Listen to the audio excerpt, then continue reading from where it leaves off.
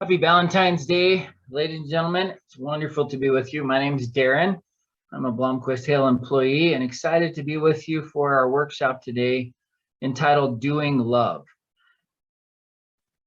And I'm open to questions that you might have and excited to spend some time with you. So today as we jump in, I'm going to do a screen share and hopefully all of you can see this. And please forgive me. I don't have two screens today, so I'm going to toggle back and forth between my PowerPoint and your screen. So if I can see your faces, if you're there. But as you can see, we are talking about doing love. And one of the benefits provided by Blomquist Hale. Now, this is a free benefit that's really provided to the community. Anybody that wants to can join these workshops. So keep an eye out on our website, blomquisthale.com. For those of you that have the Blomquist Hale Employee Solutions benefit, some of the things that we do is we help people with life challenges. This is one of the ways that we do that. We also have licensed counselors that are available for video, phone, or face-to-face meetings. And again, those of you that have that benefit, it's provided by your counselor or by your employer at no cost to you. So great benefits. So if that's something that your employer provides and you find these things of benefit, please let them know. Every year they decide whether they want to continue or not, and we do everything that we can to provide great value for you. Some of the things that we also do, we have a 24/7 crisis line. We have educational workshops such as this. We also do on-site trainings. We do support for leadership. We also have a YouTube channel where we put these presentations on the YouTube channel. So you can go to YouTube and search blomquisthale.com and you can see all sorts of presentations. We have some on finance. We have some on overcoming anxiety. We have some on thriving. We have some on dealing with addiction, parenting, relationship stuff. So all fun things that we do. And again, we're here to help today. So if there are any questions, actually, we're on a webinar, so maybe you can't put in questions today. So sorry about that. There I was thinking that maybe you could. But one of the things that I'm hoping that you can do as we go through this today is be thinking about your Valentine, whether you have one already, whether you don't have one, whether sometimes I work with people as a marriage and family counselor who have Valentines, but maybe Valentine's Day is not so exciting, meaning there's a little bit of distance. And so today I put on my special Valentine shirt. This was given to me by my Valentine, and has really pretty reds and blues and whites, and those are all Valentine colors to me. So today, as we think about this, I want you to think about a couple of things. On this day, when people think about love and Cupid and Eros and all of those things, often those of us who may not be in those kind of relationships or we're longing for that kind of relationship, whether we're in a relationship or not, we're going to talk about what that means for us and what love really is. So I'm going to jump back into our PowerPoint there and give you a couple of definitions. One of the things that I think is so important is that we start with a healthy definition. And so the definition that I prefer is this: love is doing the best for others, and that will always be the best for you. Now, sometimes when I say this, people go, wait a minute, Darren, how is doing the best for others really going to be the best thing for me? Because sometimes we're confused. If somebody ever says to you, if you really loved me, you would, you might just want to think that through. Most of the time, as a matter of fact, I think in almost every instance, if not every instance that I've ever heard those words connected, if you really loved me, you would. That's a form of manipulation. Now, there's an oft overused example, but it is a great example. So think about this as far as the definition that I just shared with you. Love is doing the best for others. That will always be the best for you. So imagine that we're all on an airplane. And those of you who know me know that this is something that I talk about often. If we're on the airplane together and the mask falls from the compartment in front of our face, what is the best thing that I could do for you? Is it to jump up out of my seat and run around and put your mask on? Because if all of a sudden I did that, you might be thinking, whoa, why are you trying to shove something in my face? No, the best thing that I could do for you is to secure my mask. It's to actually make sure that I'm in the best place I can be, because if our masks fall from the compartment in front of our face, there's a really good chance that we might do an emergency landing. And if that was the case, if I was passed out in the aisle, that might make things hard for you to get off the plane, or for other people, because then you have to decide, do I step on Darren? Do I step over Darren? Or do I drag his sorry backside off the plane because he didn't do the best thing for you, which is take care of himself? So we'll talk more about that. There are other examples. Let's expand that definition just a little bit. And this is one of those really cool little things where we take the letters of the word and we make them all into a learning device. So L in love is to listen for feeling. You know, it's interesting, and we'll talk a little bit more about communication in a minute, that often we listen not for feeling, but we listen so that we can prepare our statement for what we're going to say. So listen for feeling. If we get really good at that, then we can really connect. Be objective. Objective in the relationship. That kind of goes back to what we just talked about doing what is best for others, which will always be the best thing for you. Validating. This is one of my favorite counseling principles. To validate, that's not just a little sticker you get when you go through the parking garage. But to validate in counseling terms is to emotionally walk with someone without changing their direction. That doesn't mean that I have to agree with them. It just means that I've heard what they said, and I can reflect and say, wow, I can tell that you feel strongly about this, or I can tell whatever that feeling is, that it's important. So again, validating is emotionally walking with someone without trying to change their direction, or without changing their direction. Real love is also enduring. Now, I have a little video clip that I'd like to share. And as you think about this, one of the things that I think sometimes we feel like we know what's going on in somebody else's world. And this is a little video clip. You've probably seen it before. It's been around for a long time, and it is such a great clip. And I want you to just look as you watch, and you guys have to control your volume. As you watch this little video clip, I just want you to pay attention to what happens.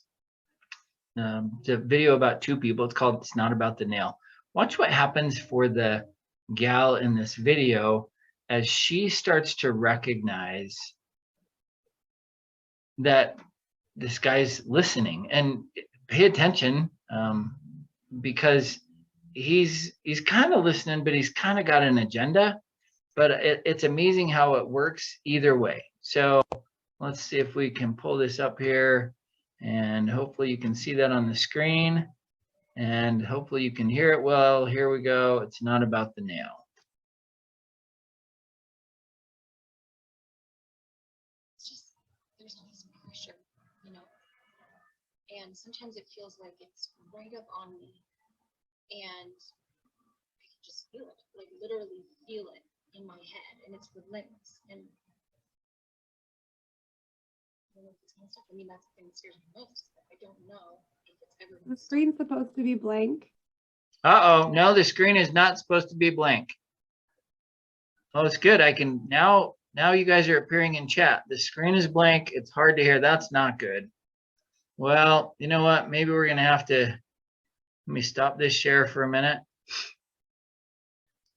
Good. So the good news, I just learned that I am getting chats. Maybe there was just no one in the chat before. So you guys are not seeing the screen. Let me try one more thing. If this doesn't work, then we will abandon this little video. Hang on. So thank you for whoever said that. All right, let's try this one more time. If this doesn't work, then we will skip the video. So let me make sure the volume's all the way up. So the volume's up. If you guys can't hear this, let me know. We'll skip the video. But it's a great video if you haven't seen it. Even if you've seen it, it's fun to see again. So I'm going to do a screen share. And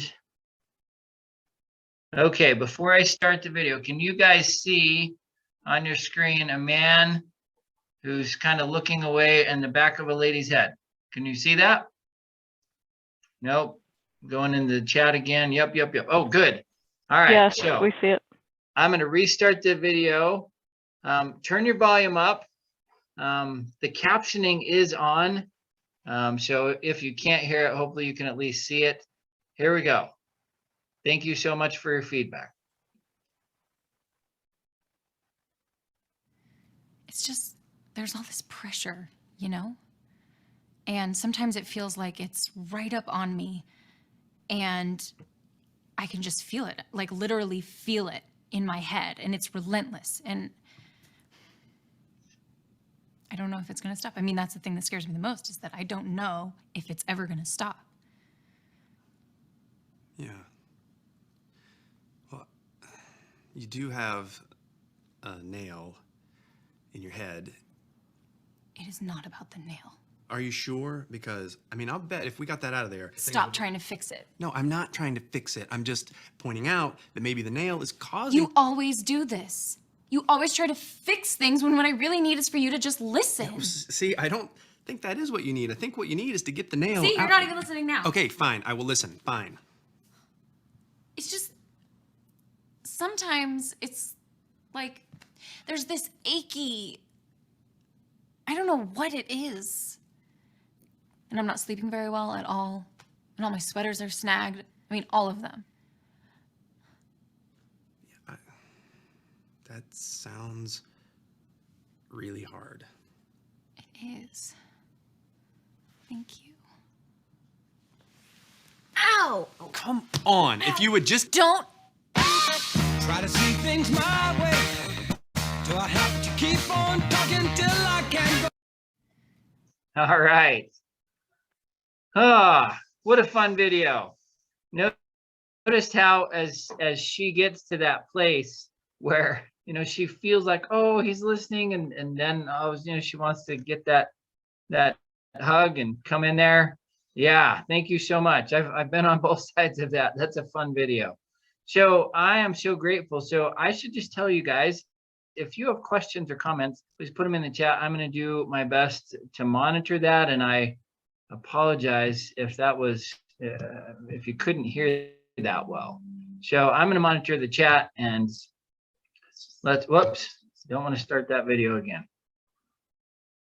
Okay, so one of the things that I think is important for us as we go back to this PowerPoint is I want you to be thinking, you know, how many times in my life, meaning yours, have you thought something or believed something and then later found out that it wasn't exactly what you thought, or it wasn't the way you thought? I mean, sometimes we make judgments in our lives, kind of like this gal, right? She's got a nail in her forehead, and the guy says, well, you know, you have a nail in your forehead, and she's like, it's not about the nail. I mean, this is one of those times where she's certain that something's wrong. He's pretty certain that he knows how to fix it, and she doesn't want to see it. That is one of those things that is so hard. And I think Valentine's Day is one of those times, ladies and gentlemen, that a lot of people get stuck in this, maybe having a nail in their forehead type of thinking. Meaning, sometimes we're like, oh, it's Valentine's Day. It's a time for lovers, and it's a time that I should be, sharing my life with somebody else, and I've got nothing. Or, like somebody that I was working with not too long ago, they're thinking about Valentine's Day, and they just lost the person that means so much to them. They've been together for years, and now they're asking the question, well, what does this mean to me? So many times in our lives, we think to ourselves, what does this mean to me, and what am I going to do? And so, ladies and gentlemen, my invitation to you is to consider this truth. And I'm going to go back to our screen share and put this on our PowerPoint. All right, can you see this on the screen? This says priority number 1. You are the most important person in your world. Remember back to being on the plane just a few minutes ago and that whole mask thing? You are the most important person in your world, and that doesn't mean that you're more important than anyone else, but you're as important as everyone else. If we're on the plane together and we all take care of putting on our own masks, then we're in a better place to help other people. And again, this is one of those things. It's kind of like the nail in the forehead, where people often will say, hey, wait a minute, Darren, what about my spouse? What about my kids? What about, whoever? You fill in the blank, and just ask that question for yourself. Am I really the most important person in my world? Now, in the time that we're going to be spending today, we're going to talk about healthy relationships and where healthy relationships come from. And again, as a counselor, I can tell you that people who struggle in relationships, struggle having successful relationships, struggle understanding who they are and why they are in their relationship. I love that Mark Twain says the 2 most important people in your life, the 2 most important days of your life are the day that you're born and the day you figure out why you're born. And since Mark's not here to correct me, I like to say that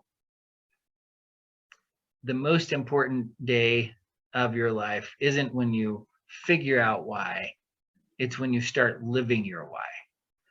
And so this truth that we can't give someone something that we don't possess is really, really important for us to recognize, that we have to understand our self-worth, our personal importance. And I just want to re-emphasize that you matter, that you really are the most important person in your world, not in a selfish way, but in a self-interested way. We'll talk more about that here in a couple of minutes. So some of you might be thinking, wait a minute, Darren, I'm not so sure that this is real.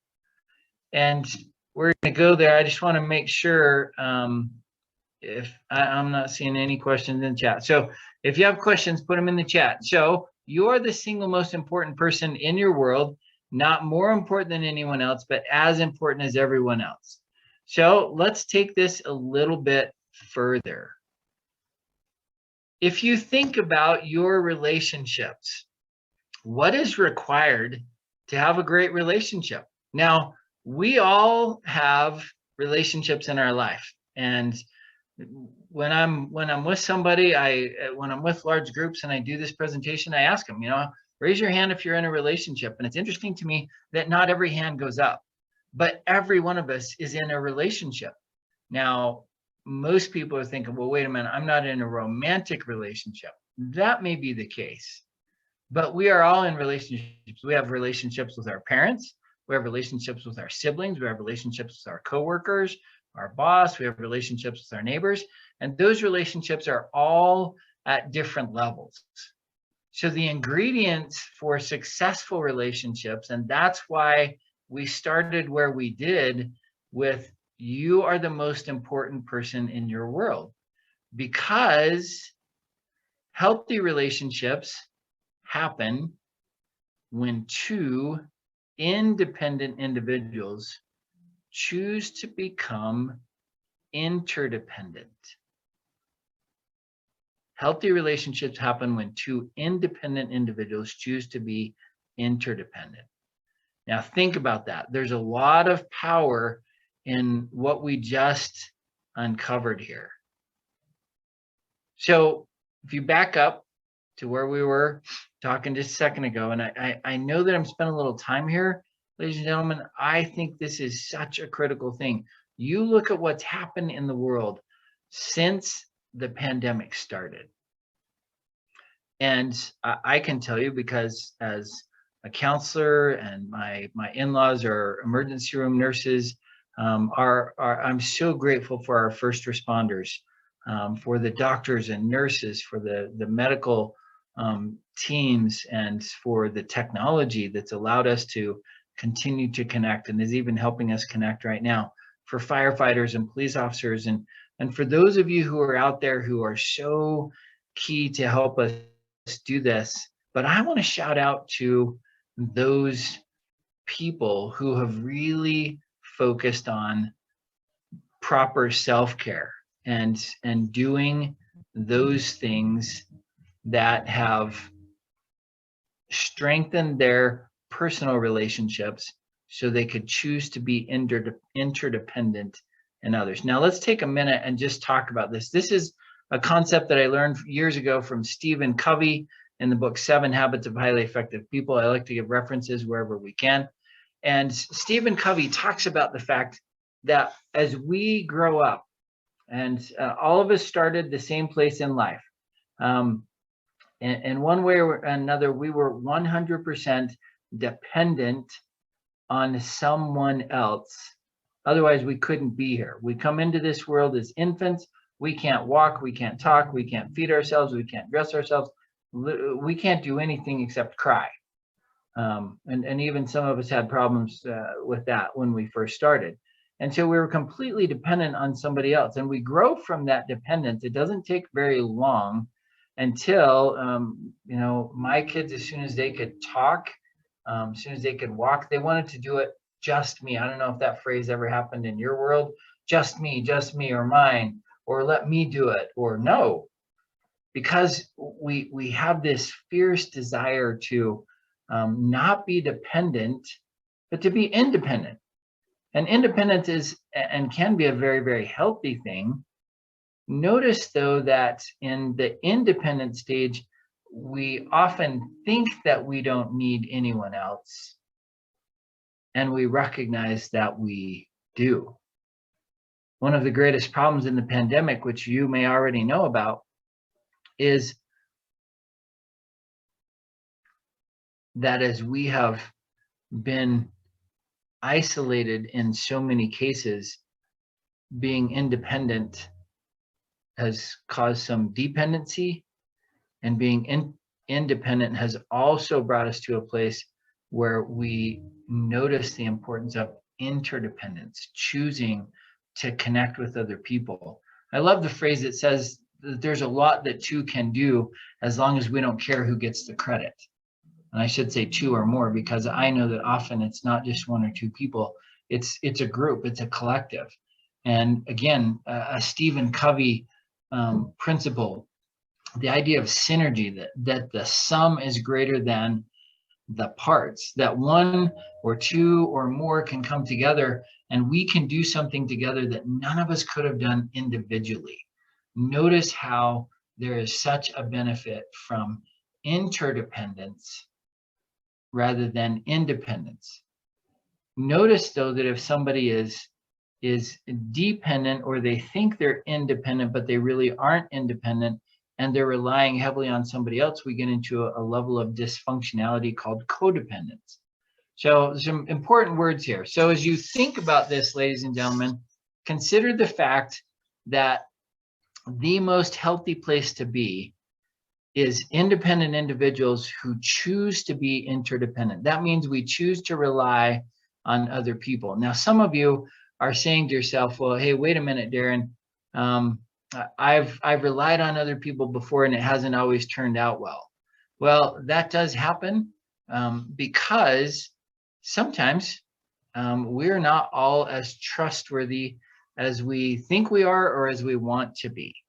And that is part of life. And so rather than being in a place where you feel like, well, hey, I can't trust. Now I'm using a word specifically here because a lot of people use that word to describe their relationship with somebody else. I can't trust you. Well, what exactly does that mean? If I say to you, I can't trust you, well, that's pretty vague. Not a lot of clarity there. So my invitation to you is, rather than say, I trust you or I don't trust you, we might say something like, I'm going to choose to rely on what I know. And notice that as two independent individuals, if we base our relationship, we choose to be interdependent at a level that we know the other person is reliable, rather than me determining your level of trustworthiness, I'm determining the level that I'm going to choose to rely on you. We do that all the time. You go in to see a professional, a doctor, a dentist, a lawyer, an attorney. Those are the same. Some people like different terms. Sorry, just made that mistake. But a counselor, right? We're deciding at what level do I believe that I can rely on this person or this information.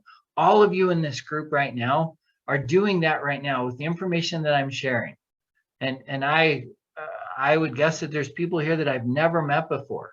And if you were to say, well, hey, I don't trust you, you're making a statement on my trustworthiness, and you're making a statement based on how much you're relying on what I'm saying or not. I'm going to suggest to you that I should be able to determine my level of trustworthiness, and you should determine how much you want to rely. The more you know about me, the more experience that you have, the more confidently you could say, I know Darren to be trustworthy in these areas. But notice that if you rely on me more than you know that I'm trustworthy, that it puts our relationship at risk. Again, important thing for us to understand. And so sometimes as a counselor, one of the things that I spend a lot of time with is helping people understand not only why they are the most important person in their life, but how can they get to that place where they feel confident knowing that there's certain characteristics and behaviors in themselves that they can choose to be 100% confident they can rely on. That's all part of our journey. And so again, the ingredients for successful relationships, healthy relationships, successful relationships happen when two or more independent individuals choose to be interdependent. A family is, a group of individuals that are choosing to be interdependent at whatever level they might happen to be in their relationship. So I'm going to suggest to you that the 5 key relationships, the 5 most important relationships in our world comes down, and the 5 key relationships are important because, as I said before, you can't give somebody something that you don't have yourself. And so if we don't start with ourself, and we don't have not only a clear image of who we are and why we are, and how that all comes about, then it creates problems. Now, I can tell you this because professionally, I'm a counselor. I'm a family counselor, and often people will come to me and they'll be struggling in their relationships. Well, guess what? A relationship cannot struggle unless there's some level of dysfunction with at least one of the parties in the relationship. And so self is a great place for us to start. From there, we can go to the number one important relationship outside of ourselves, which is our relationship with our spouse, our significant other, that person that we hope to have that relationship. From there, we go to our extended family, our relationship with others, and stuff. Now, I have a neat way for you to remember this. And so if all of you will take out your left hand, I need to put up my right hand because you're seeing the opposite of my screen. But if you take out your left hand and you give me a thumbs up, that reminds us that we are the single most important person in our world. And we're going to talk for just a second about how we understand who we are and why. Now, I love the idea that relationship is connection. And Brene Brown, one of my heroes, says that spirituality is recognizing and celebrating that we are all inextricably connected to each other by a power greater than all of us. The other reason we use a thumb is that the thumb up to me signifies that there's a higher power, a creator, a God, whatever that means to you. Now, interesting things happen when we start to think that we are the center of the universe. As a matter of fact, civilizations have completely self-destructed because they thought that they were all powerful. Well, guess what?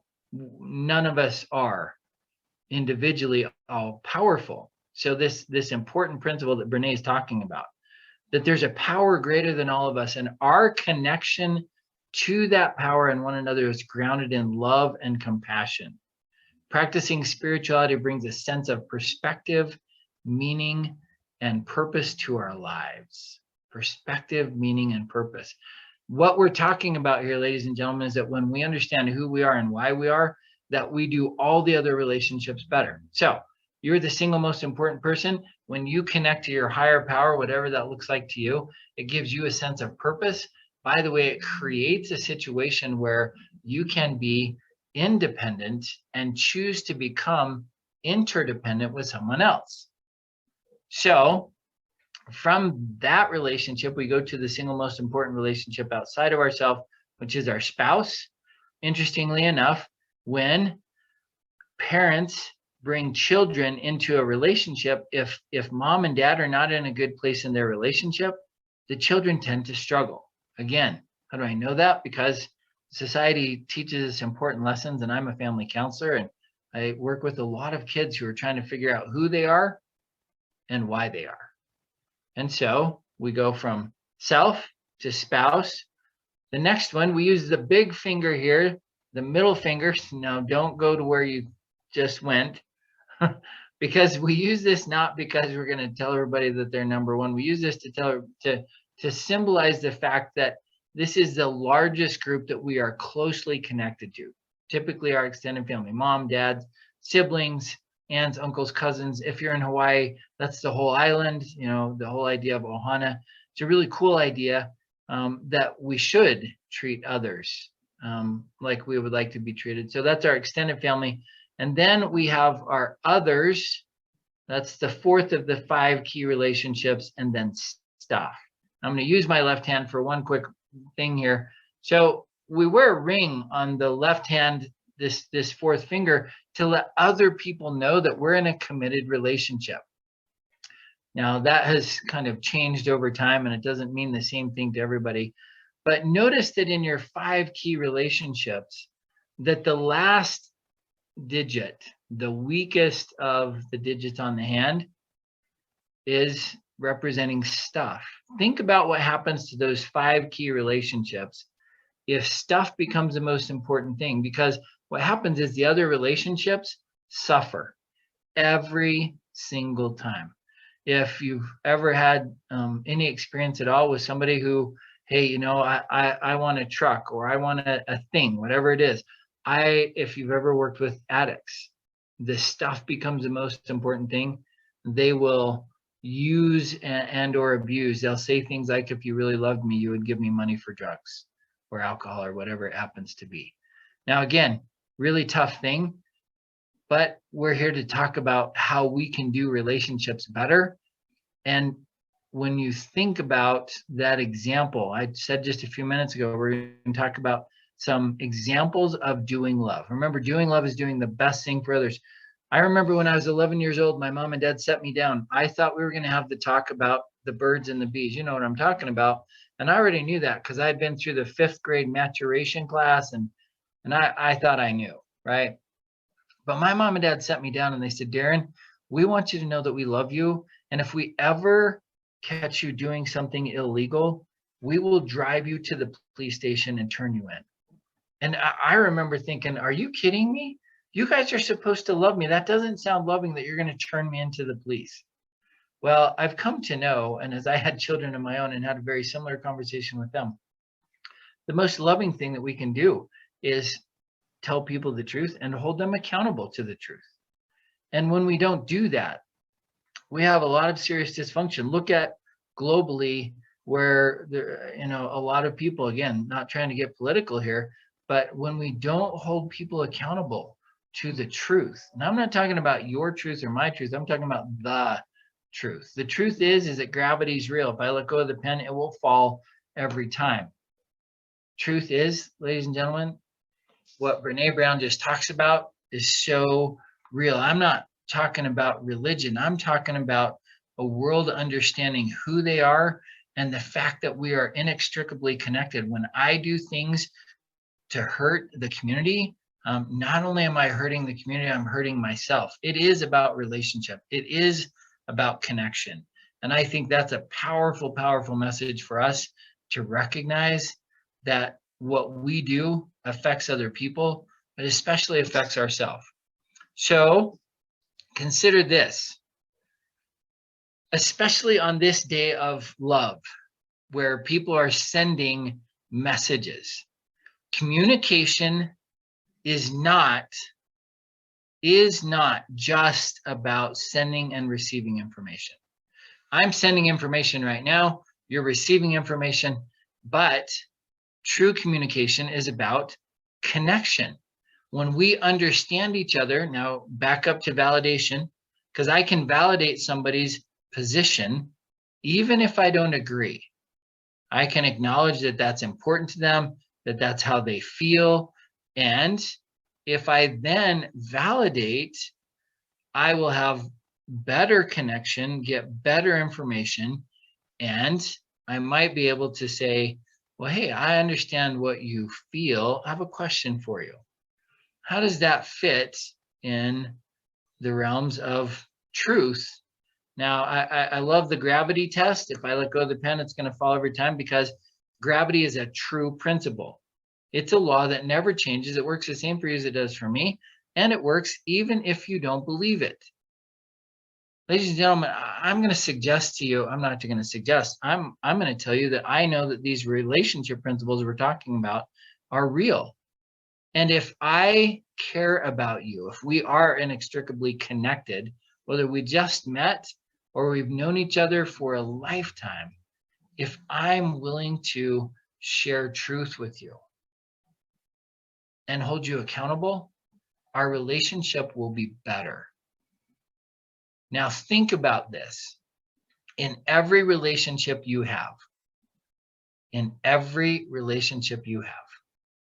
you are the single common denominator.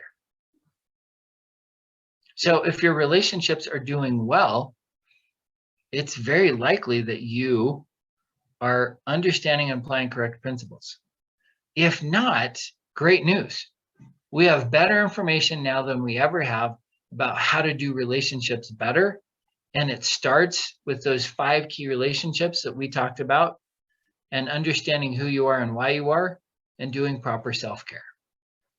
Now, I'm going to stop the share for just a minute and jump back in here to check our chat and see how we're doing. So before I go on any further, does anybody have any questions that you want to put in the chat? Anybody have any? Now, again, I don't want to get into a great debate or an argument, but often when I present these principles, people are like, wait a minute, that's not real, Darren.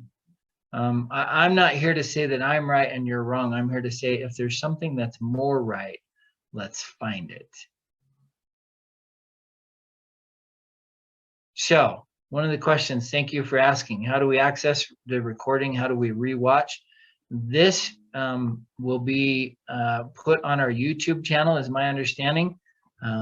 And so I would check the YouTube channel. You can go to Blomquist, go to YouTube, and then search Blomquist Hale, and you will find that there. So thank you so much for asking.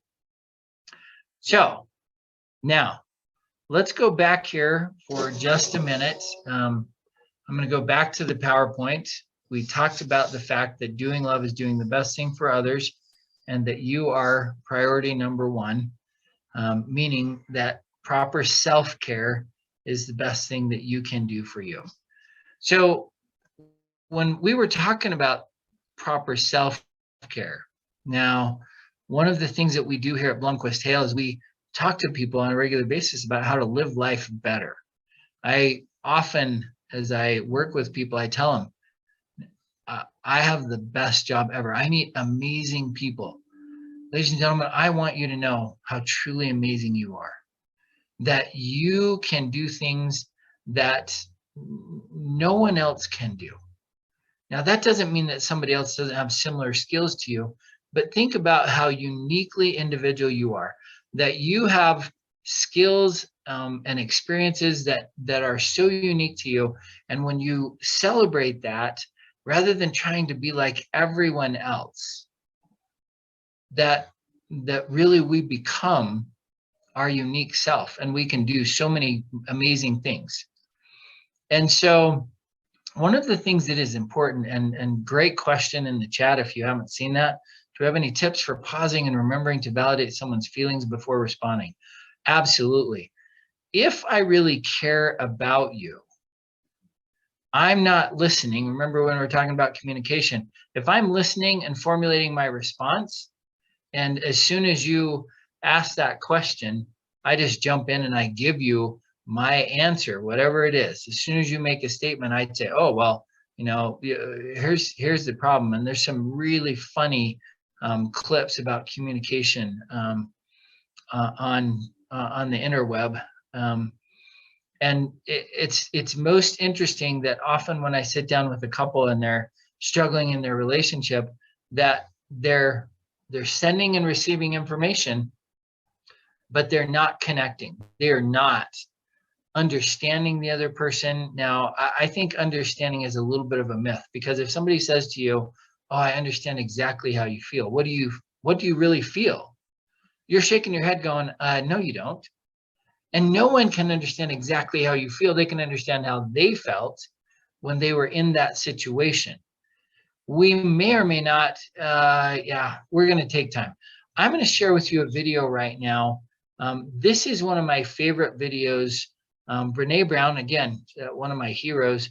Brene has done extensive research in connection and relationships and love. As a matter of fact, one of the foremost researchers on this.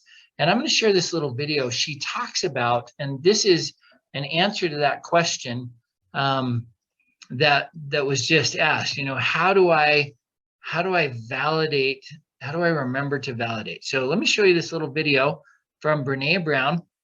Let me pull it up, and we'll do a screen share. Again, thank you so much for helping me. We are so much better together than we could be apart. So hopefully, on your screen right now, you see a little thing that says RSA shorts. True or false? Yes? Yep. Nobody? Yes. Oh, thank you. All right. So I'm going to make this full screen. Listen to what Brene says about what happens with sympathy versus empathy. If you've never seen this before, write this down. This is Brene Brown, empathy, and you can just Google it and find it. This is worth the time. Here we go. So what is empathy, and why is it very different than sympathy? Empathy fuels connection. Sympathy drives disconnection.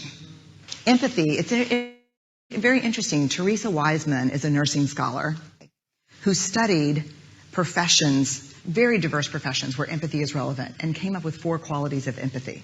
Perspective taking, the ability to take the perspective of another person or recognize their perspective as their truth. Staying out of judgment, most of us do. Recognizing emotion in other people and then communicating that. Empathy is feeling with people. And to me, I always think of empathy as this kind of sacred space when someone's kind of in a deep hole and they shout out from the bottom and they say, I'm stuck, it's dark, I'm overwhelmed. And then we look and we say, hey, you climb down. I know what it's like down here, and you're not alone. Sympathy is, ooh, it's bad, no, you want a sandwich? Empathy is a choice, and it's a vulnerable choice, because in order to connect with you, I have to connect with something in myself that knows that feeling. Rarely, if ever, does an empathic response begin with at least. And we do it all the time. Because you know what? Someone just shared something with us that's incredibly painful, and we're trying to silver lining it. I don't think that's a verb, but I'm using it as one. We're trying to put the silver lining around it. So, I had a miscarriage. Oh, at least you know you can get pregnant. I think my marriage is falling apart. At least you have a marriage. John's getting kicked out of school. At least Sarah is an A student.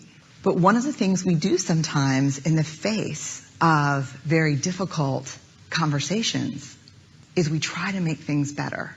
If I share something with you that's very difficult, I'd rather you say, I don't even know what to say right now, I'm just so glad you told me. Because the truth is, rarely can a response make something better. What makes something better is connection. I love how she said that. What makes something better is connection. So, one of the things that I invite you to do is to think about that, because if I'm listening to respond, I'm probably not driving connection. I'm probably driving disconnection. If I wait and say, oh, hey, well, here's the problem. If you'll just get that nail out of your forehead, then everything's going to get better. But if I go, oh, wow, that must be very painful. That must be really hard for you. All your sweaters are snagged in the same place. What a bummer, dude.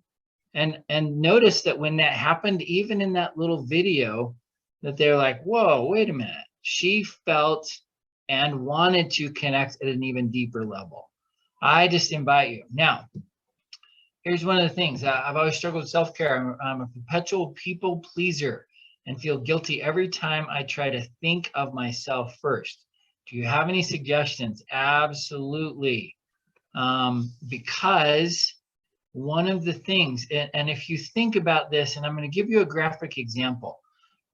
We live here in Utah, and if you know anything about the history of how the people got to Utah, some of them came across the plains of Wyoming, and it was an early winter, and they were starving. So imagine that we're all coming across the plains, and I'm the leader, right?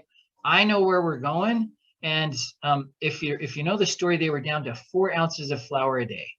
And so think about this as a people pleaser, if that was the case, and I say to you all right, guys, I'm going to take my 4 ounces of flour and I'm going to give it to you because you matter more than me.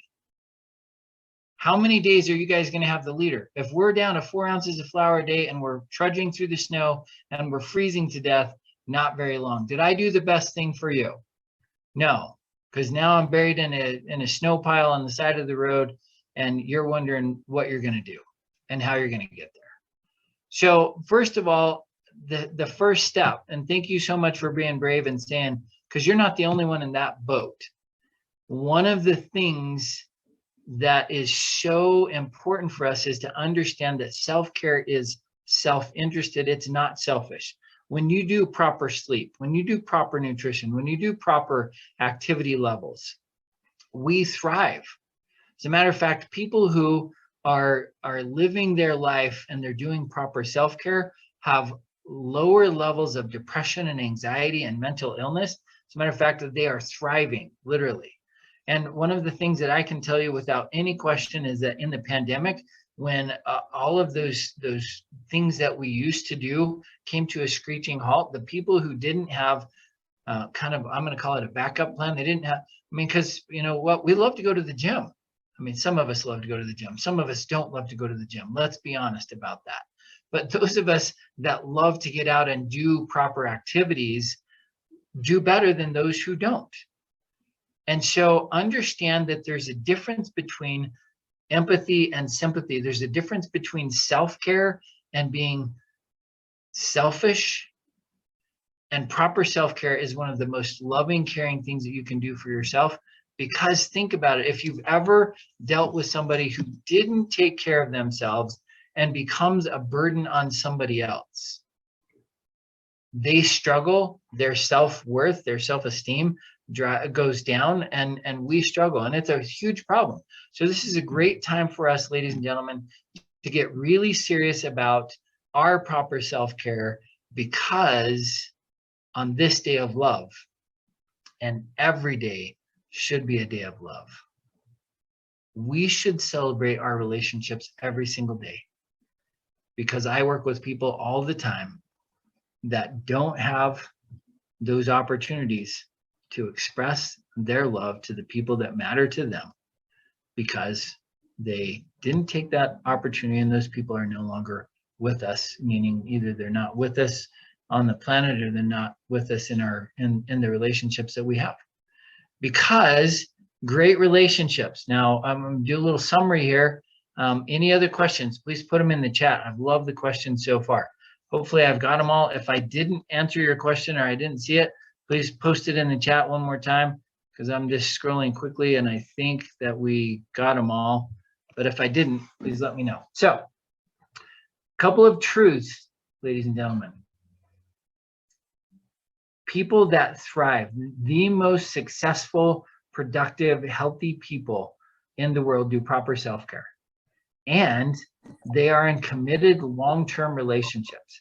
So I invite you to think about yourself and the connection that you have with self first. So a lot of times as people are struggling, and those of us on the call who don't do self-care well, let's take just a minute and talk about how you fill your tank. Now, back before electric cars, it was really easy to ask this question.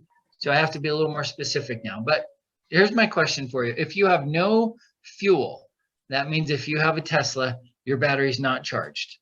If you don't have a Tesla and you drive cars like I do that still take fossil fuel, if you have zero fuel in the tank, zero power in the battery, how far can you drive your vehicle? And the answer to that question is nowhere. Our bodies, our brains, our lives are the same. If you have no fuel in the tank, ladies and gentlemen, you are not doing anything to help anyone. And so this is a great opportunity for you to identify, and I want you to start filling the chat. As soon as I tell you this, I want you to think about how you fill your tank. So there are 5 key relationships. There are also 5 ways to fill the tank: mentally, emotionally, physically, spiritually, and socially. One more time, 5 areas to fill the tank: mentally, emotionally, physically, spiritually, and socially. How do you fill your tank? Now, I'm going to share a couple of ideas here as you think about that. But mentally, what are you doing to learn and to grow? Emotionally, how do you track your emotions, and how do you feel, and how do you make sure that you're feeling good? And physically, when we're not feeling good, meaning we're ill, if mentally and emotionally we're in a good place, we do better. As a matter of fact, those of you that have ever experienced really challenging illnesses, cancers and heart disease and diabetes and disabilities and all of those things, we know from research, but we also know from life, that the people who mentally and emotionally are in a good place, when they have those physical challenges, they do better. So mentally, how do you fill your tank? Emotionally, how do you fill your tank? Physically, that's where the exercise is. That's where healthy interaction with other people. Spiritually, now, again, I'm not preaching religion here. I'm talking about spirituality, as Brene says, is our connection to a higher power, whatever that is for you. So how do you recharge? How do you refuel? And then socially. Now, again, if you're in a committed relationship, and I feel to share this, especially since today is Valentine's Day, this is one of those days, ladies and gentlemen, where people are sometimes desperate to be in a relationship. And I'm going to suggest to you that this social connection that we have, that there are appropriate levels to be connected.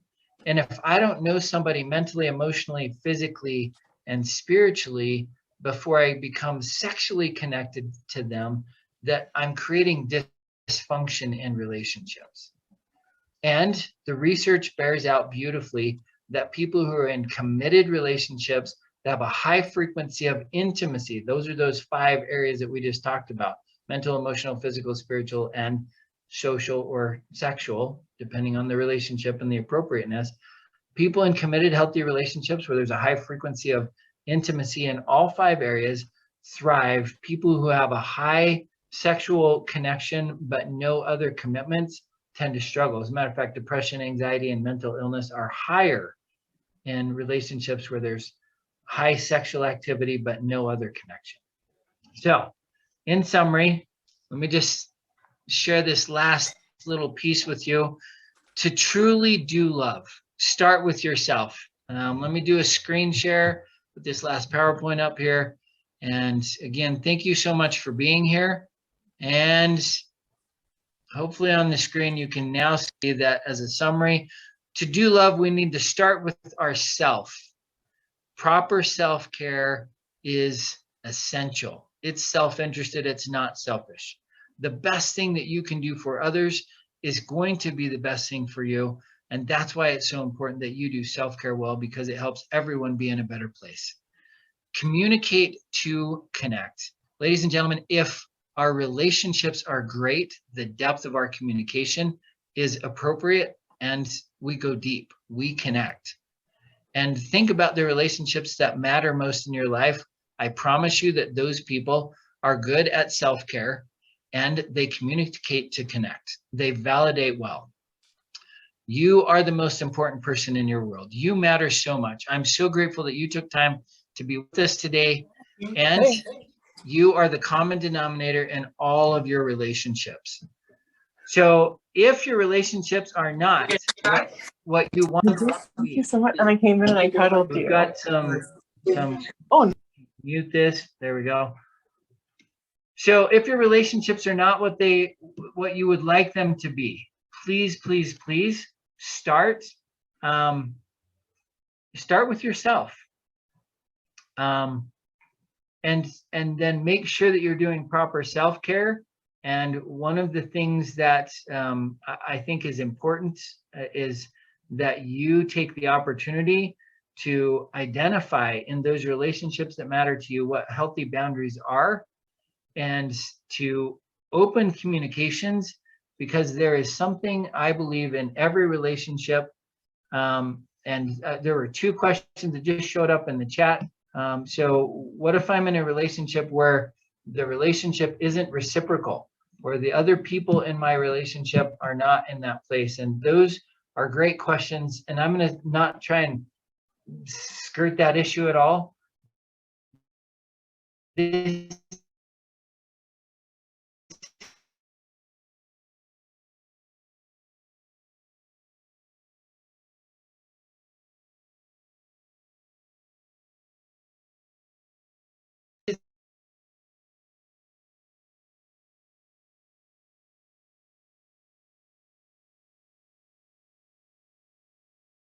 again, part of this is very personal, depending on where you are in the